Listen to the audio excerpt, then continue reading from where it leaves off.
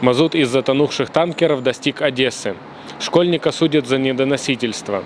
Депортация из США. Вы смотрите новости с еженедельного митинга у посольства России в Лиссабоне. Сегодня 25 января, 14:30. 24 января доктор экологических наук Иван Русев сообщил в своем фейсбуке, что на берег Одесской области вынесло мазут из затонувших в Керченском проливе российских танкеров. В тот же день издание The Insider вместе с чешским расследовательским изданием «Инвестигация ЦЗ» рассказали о 9 компаниях из Чехии, Польши, Швеции и Швейцарии, продолжающих поставлять оборудование в Россию через аффилированные российские компании. Ранее издательство рассказывало о подобных действиях немецких, южнокорейских и итальянских производителей промышленного оборудования. 21 января правозащитный проект ОВД-Инфо со ссылкой на источники RTVI сообщил, что на 15-летнего школьника завели дело о недоносительстве. По версии следствия, сверстник сообщил школьнику в Телеграме, что готовит поджог офиса «Единой России» в подмосковном Долгопрудном. 17 января онлайн-издание «Медиазона» рассказало,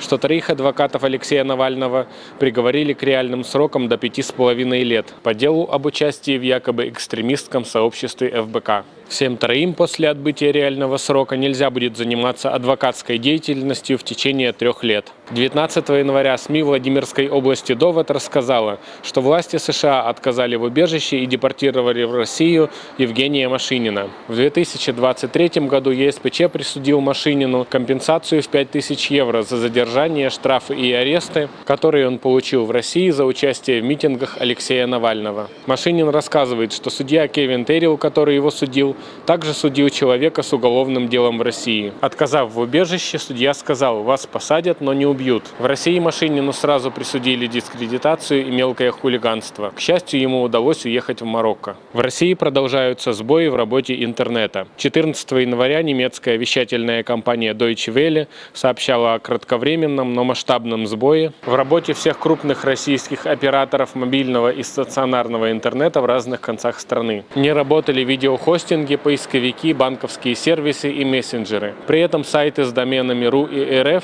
загружались без перебоев. Рассказывайте своим знакомым в России, как обойти блокировки интернета, и помогайте устанавливать VPN-сервисы. Как настроить прием бесплатного спутникового пакета «Свобода» мы рассказывали в нашем видео в декабре прошлого года. Продолжается сбор для запросивших портативные электростанции больниц и школ Украины. Уже собрана треть необходимой суммы. Первая партия уже доставлена в Запорожье и готовится к отправке вторая партия. Пруфы и ссылки в описании. Подписывайтесь и помогайте.